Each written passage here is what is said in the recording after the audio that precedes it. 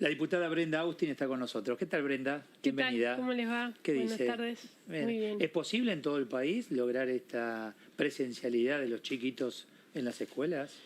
Bueno, ¿Están dadas las condiciones? Tiene que ser la meta. Ustedes me escucharon repetirlo hasta el cansancio el año pasado, en distintos momentos que nos invitaron a dialogar, que había que preparar las escuelas. Tuvimos más de un año para hacerlo. Pedíamos que se declarara la emergencia educativa para que pusieran recursos en la infraestructura escolar. Hoy vimos en muchas provincias que hay escuelas que no abrieron porque no estaban preparadas, escuelas donde apenas repartieron un alcohol en gel y algunos barbijos, y obviamente que eso va a impactar, ¿no? Entonces, cuando decíamos hay que anticiparse para que realmente el regreso sea un regreso cuidado, nos referíamos a eso. Creo que no es tarde, creo que hay que direccionar recursos específicamente para eso y también para el equipamiento de lo que es la infraestructura tecnológica, ¿no? Tanto computadoras como datos, algo que venimos pidiendo, miren, desde abril del año pasado, que hoy el presidente volvió a anunciar con números que están muy lejos de la realidad, ¿no? Y ¿cuál es el costo de este retraso? El costo es más de 1,5 millones de chicos que dejaron la escuela. Ese es el costo. Son jardines maternales, jardines de primera infancia que han cerrado definitivamente, y que hoy las mamás, los papás no tienen bancos a donde llevarlos.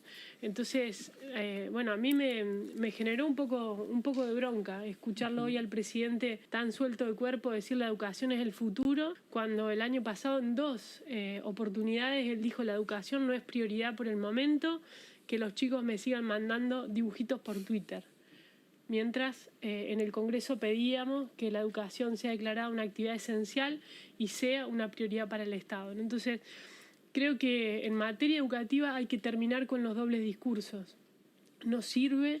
Él dijo hoy que anunció unos porcentajes de incremento en ciertos programas. Hablaba del 600%, sí. Dijo una inversión inédita, nunca vista en educación. Ahora, cuando miramos el lugar que ocupa el Ministerio de Educación con todos sus programas, su incremento fue del 45%. Apenas un poquito encima de 2019, como porcentaje total del presupuesto. Entonces, digo, ojo con esto, digamos, con contar medias verdades para tratar de quedar bien. ¿Y los recursos están para adelantarse a los tiempos, para solucionar el problema edilicio, la tecnología? Porque no terminó la pandemia, ya se habla de una segunda ola, sabemos qué está pasando ahora en Brasil, y si no estás preparado, volvemos o se profundiza lo que se sufrió el año pasado. Los recursos son escasos, eso lo sabemos, eso lo tiene que tener en claro el presidente, y por eso el arte de gobernar es definir las prioridades, ¿no? En el inicio de la pandemia, el presidente dijo, vamos a preparar el sistema de salud y trabajar un codo a codo con los gobernadores para construir efectivamente esos hospitales modulares o reforzar lo que eran las salitas de atención primaria. ¿Qué dijimos después? Bueno, trabajemos ahora en la preparación de las escuelas. Si la salud es prioritaria y la educación es el futuro, como hoy dijo el presidente, y yo con la frase acuerdo, eso se traduce en acciones concretas. A mitad de año, a mitad del 2020, el gobierno ya tenía en sus manos los datos que indicaban que más de 1,5 millones de chicos se habían quedado fuera de la escuela. A mitad de año.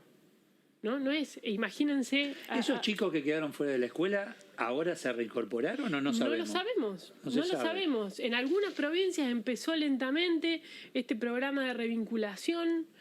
Ustedes recordarán que el año pasado aprobamos a fines de año, cerca de noviembre, una ley justamente para trabajar en la recuperación de los trayectos educativos de estos niños, niñas, muchos adolescentes que dejaron la escuela secundaria posiblemente de manera definitiva, que se tuvieron que volver adultos de un día para el otro para cuidar a su familia, para salir a hacer una changa. Y ahí es donde para nosotros debió haber estado el Estado. Porque es claro que eso es ya ni siquiera el largo plazo de la Argentina, es el mediano plazo, son los próximos 10 años. Todos estos chicos que van a ver frustrado su proceso de aprendizaje va a impactar en las condiciones de desarrollo de Argentina. Por eso hicimos tanto hincapié durante el año pasado. Nos alegra que hoy, 1 de marzo, muchas provincias estén abriendo sus escuelas, retornando a clase, pero nos parece que todavía falta un esfuerzo más focalizado para ir a buscar a los que se quedaron afuera y para recuperar los aprendizajes que se han perdido. Y a nivel general, ¿qué te parece, más allá de las prioridades que marcó, qué te pareció el discurso de Alberto Fernández? Mario Negri, el líder de la bancada, planteó esto de que el gobierno, el presidente le habló más al Instituto Patria que a la patria. Si coincidís con esta definición. Bueno, yo creo, no lo vi a él con el traje de presidente de la Nación. No lo vi. ¿Qué lo traje vi con tenía? el traje de referente del kirchnerismo, hablándole para consolidar su núcleo duro, agrediendo a la oposición, lo decían ustedes recién. Fíjense cómo se puede construir políticas de Estado, políticas de largo plazo, acuerdos, todas palabras que estuvieron en su discurso, si no se convoca a la oposición. ¿Cómo puede el Consejo Económico y Social diseñar a largo plazo si no se convoca a la oposición, que es la clave de la alternancia en la democracia? ¿No? Entonces, obviamente que cuando él arranca, la primera parte de su discurso es una agresión enorme, no solo a la oposición, no solo a nosotros, a la mitad de las bancas prácticamente de diputados, un tercio en el Senado, sino también a todos aquellos que se animaron a cuestionarlo. Señaló a los medios de comunicación, señaló a los sectores empresarios, señaló a la justicia, con un diagnóstico, además, yo decía hoy con muchas falacias, ¿no? Porque fíjense la justicia. Él empezó diciendo cosas en las que vamos a coincidir en 2 minutos. Dijo, está mal que la justicia, que los jueces no paguen ganancias. Está mal que sus declaraciones juradas no estén accesibles. Coincidimos. Bueno, ¿cuáles son las propuestas respecto a la reforma del Poder Judicial que dijo? Si ese es el diagnóstico y eso es lo que criticamos, las respuestas deben ser... No dijo, vamos a pedirle que ahora cuando traten ganancias los jueces paguen ganancias. No lo dijo. Dijo otra cosa, dijo, vamos a modificar el Consejo de la Magistratura, que es el órgano de selección y remoción de los jueces. Es el órgano que decide quiénes son jueces y quiénes dejan de serlo. ¿No? Dijo, también vamos a crear un tribunal intermedio para que la Corte se limite exclusivamente a lo que marca la Constitución. ¿Qué quiere decir con eso? Eso pretende ser un tapón a las causas de corrupción, a que la Corte no se meta, a que no tengan sentencia firme, a que terminen como Menem, con esa sentencia tan indignante que era la de retardo de justicia. Pasaron tantos años que después la justicia dijo, bueno, tardamos tanto que mejor no te condeno, ¿no? Entonces, esas son, la verdad que a mi juicio perdí una oportunidad de convocar a un diálogo genuino en un momento donde el país está mal, donde el país necesita que la dirigencia política dé el ejemplo, y creo que no fue lo que hizo la Para aquellos que esperaban perdón en relación al tema vacuna, no llegó. Volvió a hablar de errores. Ajá. El presidente, cuando vimos la indignación de la gente en todo el país, propios y ajenos, militantes del kirchnerismo diciendo, esta no se las perdono. Lo vimos todos, lo escuchamos, y el presidente volvió a decir, fue un error. Y no es un error, es un tipo penal. Él mencionó malversación de fondos públicos, abuso de autoridad, incumplimiento de los deberes funcionarios públicos, un montón de tipos penales donde podría encuadrar lo que hizo el gobierno. Y que no fue un hecho aislado.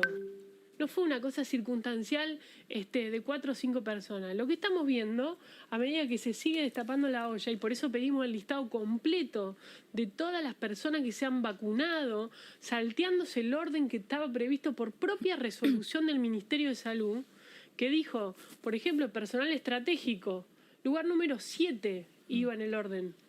Primero el personal de salud, después venían los otros conglomerados, las personas de riesgo, los docentes, las personas que tienen más de 65 años, es decir, los distintos grupos. En lugar número 7 venía el personal estratégico, aparecieron todos colados. El presidente no tuvo la intensidad que a mi juicio debiera haber tenido, condenando esto, diciendo vamos a ir hasta las últimas consecuencias. Todos los responsables, por lo menos los del Ejecutivo, van a tener que renunciar, y además, para adelante vamos a garantizar la transparencia, el acceso a la información pública, estos son los mecanismos para que no vuelva a pasar. No lo dijo. Dijo, fue un error, lamenté mucho haber tenido que echar a Ginés. Brenda, ¿ustedes entienden que hay un listado más grande de esas 70 personas, donde dentro de las 70 personas está incluido el propio presidente, ¿no? O sea que no sería una vacuna, digamos, un vacunado de manera irregular. Y por el otro lado, ya hay, el tema está planteado en la justicia. O sea, la justicia ahora va a tener que acelerar un poco la investigación. Efectivamente, además lo estamos viendo no solamente a nivel nacional, sino en las provincias, ¿no? En Córdoba, legisladores de la oposición insistieron, digamos, con también la información que ya tenían de personas, de ministros del gabinete de Schiaretti, funcionarios de segunda, tercera línea, personas jóvenes sin ninguna enfermedad prevalente, vacunadas. Entonces, digo, cuando decimos queremos el listado completo es porque estamos hablando de un bien escaso, en un momento donde Argentina necesita priorizar esto en las personas que si no acceden a la vacuna, su vida está en riesgo. Entonces, por eso la importancia de priorizar y privilegiar un orden, un criterio lógico. Lo mismo va a ocurrir con docentes. Se estableció ahí un orden de prioridad donde se arranca por la primaria y no por secundaria, cuando los vectores de contagio sabemos que son distintos. Bueno, ¿no? Entonces, esta es la discusión profunda que nosotros lo pedimos ya a traer en una conferencia de prensa. Listado completo, de acá para atrás, listado completo de todos los que se vacunaron. Para adelante, un mecanismo de monitoreo y seguimiento. Porque cuando el presidente hablaba hoy de recuperar la confianza en las instituciones, ¿no? Y hablaba de la justicia, la gente no perdió la confianza en las instituciones por la justicia, la perdió, entre otras cosas, por lo que hicieron con el vacunatorio VIP. ¿Y tuvieron alguna respuesta por parte del oficialismo cuando plantearon esta creación de la bicameral, el listado? Hasta el momento no. Nada. Esperábamos encontrarnos con algo de eso en el discurso del presidente, no pasó. ¿No? Su párrafo ni siquiera tuvo la extensión que merecía un tema en el que él podría haber salido por arriba, con grandeza, reconociendo los errores, reconociendo los problemas de control que tuvieron, eligió otro camino. Brenda, ¿trabajan ya esta semana en relación a impuesto a las ganancias, por ejemplo? ¿Ya se van a comenzar a reunir?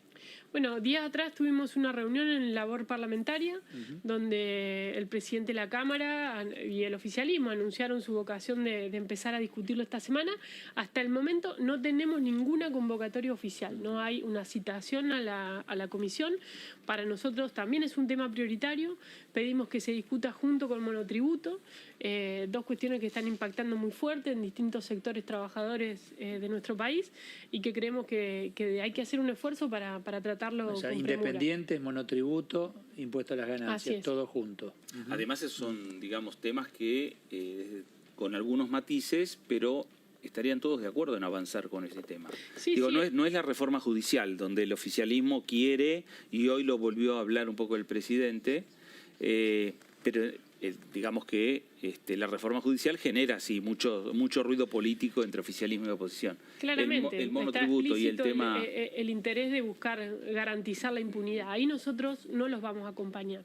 En aquellas leyes que sean para beneficiar a los argentinos, a los trabajadores, a la institucionalidad de nuestro país, vamos a estar acompañando como lo hemos hecho durante todo el año. Yo los invito, los desafío a aquellos que dicen que la oposición no es constructiva, que se fijen cuántas leyes votó el kirchnerismo de las que tratamos durante el gobierno de Cambiemos. ¿Y cuántas votamos nosotros durante el año pasado? Acompañamos un montón de leyes que creíamos que eran buenas, en las que no nos opusimos con vehemencia, por supuesto. Y en este caso, en ganancias, entendemos que es una de las tantas leyes prioritarias. Creemos que es mejorable la propuesta que se ingresó, creemos que no hay que caer de nuevo en la discrecionalidad con topes que no se actualizan de manera automática. ¿Y cómo sería la actualización desde el punto de vista de ustedes? Estamos planteando distintas alternativas, digamos, además de las escalas, es decir, para que no vuelva a producirse un amesetamiento. Hay distintos indicadores que podrían tomarse. Lo que está claro es que es una variable que no se actualice. Estamos condenados a estar en unos meses viviendo la misma realidad. Hoy, como se presentó, sin actualizar. Claro, sí, viviendo la misma realidad. Después hay planteos que están haciendo diputados de nuestro bloque, como el diputado Jacobiti con la inclusión del tema de educación, el diputado Cacase con cuestiones vinculadas a jubilaciones, el diputado Diego Mestre con personas, poder desgravar lo que tiene que ver con las personas, los gastos de discapacidad. En definitiva, hay distintos aspectos que los vamos a poner sobre la mesa para tratar de lograr construir un acuerdo que refleje mayoritariamente todas las posiciones. Ahora, sobre el tema, sobre qué es urgente tratarlo y que hoy están abarcados un montón de personas que no deberían estar incluidas en la ley, me parece que eso contiene un acuerdo unánime en la Cámara de Diputados al menos. De todas formas, hoy el presidente habló, por un lado, que se trate el proyecto para actualizar las escalas de monotributistas, que está pendiente, y por otro lado, el de ganancias presentado. Por lo que tengo entendido, en la reunión que mantuvo el presidente de la Cámara con los diputados sindicalistas, jamás se planteó el tema de los autónomos para incluirlos, que se los exima el pago de ganancia a partir de los 250.000 y demás. Y hoy no planteó incorporarlos. ¿Quedarán en la misma los autónomos? No lo sabemos, por eso estamos ansiosos y ansiosas de conocer la agenda de reuniones, una convocatoria oficial a discutir, a que en la comisión de presupuesto y en las comisiones que van a tener giro estos proyectos se empiece a discutir con claridad y el oficialismo diga cuál es la versión final que van a poner sobre la mesa, ¿no? ¿Esas reuniones de comisión de manera virtual o de manera presencial? Y si fueran informativas podrían ser de manera virtual, como han sido en distintos momentos de la Cámara. Ahora, si fueran para dictaminar, obviamente nosotros ya hemos dado un salto mucho mayor al que tuvimos hoy en el recinto, ¿no? Fuimos a una presencialidad casi plena, con excepciones a las personas de riesgo y aquellos que tienen, que por ejemplo los que estaban con COVID, etcétera, que estaban conectados virtualmente. Pero hoy vimos un retroceso, ¿no? Bueno, queremos que esa sea la foto del pasado, que sea la última vez que los diputados y las diputadas no pueden entrar al recinto. Nos pasó algo tremendo que es, además, digo que muchos no pudieron entrar, los que lo vieron desde los palcos estaban en el segundo piso. O sea, privilegiaron a funcionarios de segunda y tercera línea de jefatura de gabinete de los distintos ministerios antes que los diputados, que son los destinatarios del mensaje del presidente, ¿no? Entonces, para nosotros hay un capítulo que debería estar superado, que es que el Congreso, para que funcione la Cámara de Diputados, necesita presencialidad, necesita el encuentro, necesita el cara a cara entre los diputados y diputadas, obviamente con las excepciones del caso, hasta que todo el mundo pueda estar tranquilo sin poner en riesgo su salud. Pero con el distanciamiento que corresponde, con la burbuja, con los testeos, hemos demostrado que el Congreso puede funcionar y que tiene que seguir funcionando. Impuesto a las ganancias, que se hace con el monotributista, etcétera. Ahora, ¿imaginan ustedes una economía en crecimiento este año, como imagina el gobierno? El optimismo lo tenemos todos, con los pies sobre la tierra, ¿no? Decir, bueno, a ver, dadas las circunstancias. Hay un rebote en el mundo. Sí, positivo. Por supuesto. Eso es importante. Argentina, algunos sectores, tiene un poco más de actividad. Ahora, ¿alcanza? Ojalá que eso sea suficiente. Creo que todos queremos que al país le vaya bien. El mundo está empezando efectivamente a tener algunos indicadores de recuperación. Tiene mucho que ver, por la supuesto. Vacunación está teniendo que ver en el mundo, todavía no, quizás lo suficiente en nuestro país. Y ahí tiene que estar puesta toda la energía en la generación de empleo, ¿no? Nuevamente. Yo no coincido por ahí con alguna de las miradas en relación, por ejemplo, a la prohibición de despido como respuesta o cuando hablan del blanqueo como una solución para generar recursos para resolver los problemas del déficit fiscal, ¿no? Nosotros tenemos problemas estructurales. Los sectores económicos, las empresas, los que crean empleo, los emprendedores, sienten una pata del Estado que los asfixia. Entonces, esa también es una discusión que hay que dar. Y yo, la verdad que veo, no me genera optimismo el hecho de que aquel acuerdo que habían celebrado el gobierno anterior con todos los gobernadores para que, por ejemplo, ingresos brutos empezaran a disminuirlo, esta prácticamente doble tributación que cae sobre las espaldas de los sectores productivos, hoy estamos yendo para atrás.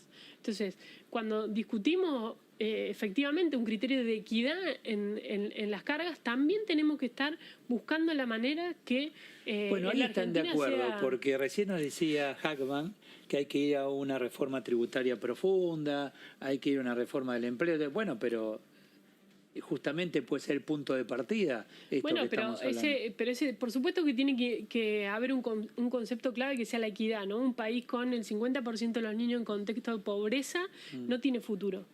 no tiene futuro. Ahora, ahí vamos a empezar a quizás no compartir el camino para llegar a eso. Si nosotros creemos que la salida es seguir matando a la gallina de los huevos de oro, o si lo que necesitamos es muchas gallinas que pongan muchos huevos de oro, ¿no? Y la verdad que el sector productivo en nuestro país, si bien ha tenido el acompañamiento de los ATP, ve un horizonte además de mucha incertidumbre, de poca claridad respecto. El presidente habla por ahí de las exportaciones, suben, bajan, amenazan con que las retenciones, ¿no? Y si una persona está pensando en invertir, bueno, ¿cuál es el horizonte que tiene de seguridad jurídica? Miren, hoy el presidente nombró la Ley de Economía del Conocimiento. Si hay un sector que tiene una potencialidad fenomenal para crecer y para crear empleo, es ese. Y que Argentina tiene todos los números para ocupar un lugar importante a nivel mundial. Tenemos buena parte de los unicornios de América Latina, tenemos capital cultural para hacerlo, recursos humanos. Y el presidente dijo hoy una cosa que me gustaría que sea cierta, pero que no lo es. Dijo: economía del conocimiento es una política de Estado, dijo. Bueno, a mí me hubiera gustado que sea cierto, pero no fue así. Lo primero que hicieron fue suspender la ley que habíamos aprobado por unanimidad, que le daba a todos los sectores que viven que son de alguna manera los que activan la economía del conocimiento, un horizonte de previsibilidad, estabilidad fiscal, entre otras cosas, aprobado por unanimidad, ¿no? Pero la ley que después se discutió y que se aprobó, una ley, ¿no se mejoró? No sé, para mí no se mejoró, digamos. Y en el medio estuvo la versión de Culfas y después se volvió a cambiar. O sea, en un año hubo 3 leyes para el mismo tema, digamos. No fue una política de Estado, no se respetó el consenso unánime prácticamente que habían tenido las cámaras, y que él tenía que simplemente ponerla en marcha, y además no se garantizó previsibilidad. ¿Y los empresarios qué dicen en relación a esto que estamos hablando? Y los empresarios lo vieron con mucha angustia eso. Porque generó ilusión, generó expectativa, después generó frustración, después ¿cuál es la regla de juego? ¿Y quién nos da garantía de que esa regla de juego se va a mantener en el tiempo? ¿No? Es decir, cuando una ley dice estabilidad fiscal, ahora estabilidad fiscal por 10 años, 15 años, ¿y quién da garantías? Entonces, bueno, hoy el presidente habló del litio también, que tiene que ver con, digamos que es el nuevo oro del mundo, ¿no? Litio para todo lo que es eléctrico, baterías, etcétera. Bueno, hay que explorar y comenzar a vender al mundo. Sí, y hay que generar condiciones de confianza para que efectivamente se pueda agregar valor a nuestros recursos naturales tan valiosos. Y hoja de ruta clara. Miren, otro ejemplo, ¿no?, de esta falta de previsión. No quiero ir con todas las pálidas, pero son algunas de las sensaciones que nos dejó un discurso falto de autocrítica y falto de visión de futuro. Biocombustibles. Biocombustibles fue un compromiso del gobierno, un compromiso del presidente de la Cámara que dijo va a entrar en el temario extraordinario, algo que necesitan las economías regionales, muchas de ellas, algo que tiene que ver con ese futuro basado en la economía verde, ausente del discurso. ¿Qué van a hacer con biocombustible? Dijo, vamos a ir por una ley de hidrocarburos. Vamos a potenciar la industria de hidrocarburos. Hay algo ocurre que a lo mejor usted lo conoce. Un tema es el Senado con este tema, otro en diputados. Debe haber lobby empresario seguramente en el tema biocombustible. Hay muchos intereses detrás. ¿Qué pasa? ¿Y cuál es la visión del presidente? ¿No? ¿Y cuál es la visión cuál es la política de Estado, la política pública o la política de gobierno, si no queremos ser tan ambiciosos, que nos invita a él a que acompañemos? ¿Cuál es? ¿Es la de su oficialismo que de manera mayoritaria todos acompañaron en el Senado? ¿Es la del compromiso del presidente de la Cámara cuando dijo lo vamos a incluir? ¿O es la inacción posterior de no hacer nada para que el tema se trate? ¿Qué opina del tema? Entonces, a esto decimos, la expectativa era conocer un poco la hoja de ruta, es decir, ¿para dónde va? Porque si no, son un conjunto de frases bonitas o de agresiones, es la combinación de lo que tuvo el discurso, pero poca hoja de ruta, poca concreción de, bueno, ¿a dónde vamos? ¿Cómo vamos a llegar a esa Argentina que recupere el crecimiento, que genere empleo, que combata las condiciones de pobreza y marginalidad donde viven hoy gran parte de nuestros compatriotas? ¿Cómo se hace eso? Y esta era la oportunidad para decirlo. Brenda, ¿al radicalismo le molesta que se genere esta investigación que pide abrir el gobierno respecto al tema de la deuda que tomó Mauricio Macri? Que investiguen todo lo que crean conveniente. Lo que siempre hemos dicho en todas estas instancias, la justicia tiene que ser independiente y la justicia se tiene que animar a investigar al poder, y lo peor que puede ocurrir es que sea instancias de la habilitación del presidente, ¿no? La justicia tiene que hacer su trabajo y de eso depende también la salud de nuestra democracia. Ahora, el presidente falta un poco a la verdad cuando no reconoce que la deuda que se tomó fue en gran medida para pagar la deuda heredada, ¿no? El mito del desendeudamiento. Y lo cierto es que había una parte que era para el déficit fiscal, pero había otra parte que era para refinanciar deuda contraída por el gobierno de Cristina. Entonces, digo, ojo con esto, las simplificaciones de los discursos que en realidad están buscando un aplauso fácil, después de decir todas las barbaridades que dijo, vino al final, bueno, que van a seguir discutiendo con el fondo. No estuvo claro si vino a boicotear a Guzmán o si vino a hacer como el Tero, a cacarear por un lado para tener espacio para ir y cerrar con el fondo por el otro. No está claro, digamos, tampoco. Algo que era un mensaje que seguramente los acreedores estaban esperando a ver qué era lo que iba a hacer Argentina. Bueno, eso le iba a preguntar. El mensaje no es solo puertas hacia adentro. El mundo también presta atención a ver Argentina hacia dónde va, ¿no? Pero claro, absolutamente. Nada, hay cuestiones de geopolítica, de nuestros vecinos ausentes, Mercosur ausente, ¿no? El acuerdo con Unión Europea. Bueno, digo, me parece que faltó, digamos, si realmente buscábamos una visión estratégica, faltó precisión, faltó claridad, faltaron temas. Le habló a la gente, le habló a su espacio político, le habló aparte de los no votantes. ¿A quién habló? Para mí le habló a su espacio político más duro. Ajá.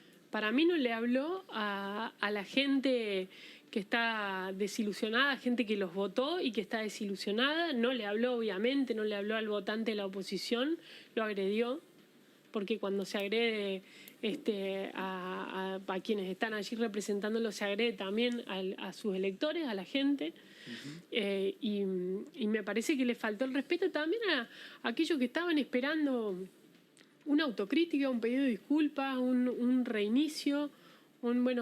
Aprovechamos esta oportunidad para volver a convocar a todo el mundo al diálogo. Me parece que faltó mucho de eso. Uno de los temas que viene haciendo hincapié el gobierno tiene que ver con la cuestión de género. De hecho, se sancionó la legalización del aborto a fines del año pasado. ¿Cuál es tu evaluación respecto de las políticas del gobierno, sobre todo teniendo en cuenta el aumento de los femicidios que hubo este año? Vienen las cifras muy elevadas. ¿Cómo lo ves? Bueno, me parece que ahí falta todavía una vueltita más. La conformación del Consejo, no sé si es lo que estaba haciendo falta. Creo que, y acá no hago señalamientos ni responsabilidad ni culpa, ¿no? Digo, acá está fracasando todo lo que hemos intentado. Está fracasando el rol, la actuación de la justicia, está fracasando la actuación de las leyes que hemos aprobado, que quizás algunas tendrán impacto en mediano plazo. Está fracasando las actuaciones del Poder Ejecutivo. Yo iría más bien por poner las barbas en remojo, revisar, analizar en profundidad. Hay un tema que merece mirarlo, que es las herramientas que tienen las mujeres cuando van a hacer las denuncias por violencia de género. No en todas las provincias es igual. En algunos lugares hay tribunales de familia, tribunales de violencia especializados, en otros hay que ir a civil y después a penal. Las causas nunca se juntan, la prueba no es la misma. Cuando las mujeres denuncian y se procede a la exclusión del hogar, aparece ahí la dependencia o la limitante económica, la violencia económica, la falta de recursos para poder subsistir. Y esos son todos factores que una y otra vez refuerzan el círculo de violencia, el volver a donde se estaba, ¿no? Entonces, ahí creo que hay que revisar una y otra vez todo lo que hemos hecho hasta acá, para mejorar la respuesta del Estado. Diputada, gracias por su tiempo, muy amable. Gracias a ustedes, a disposición. Muchas gracias. Hacemos una pausa, estamos aquí.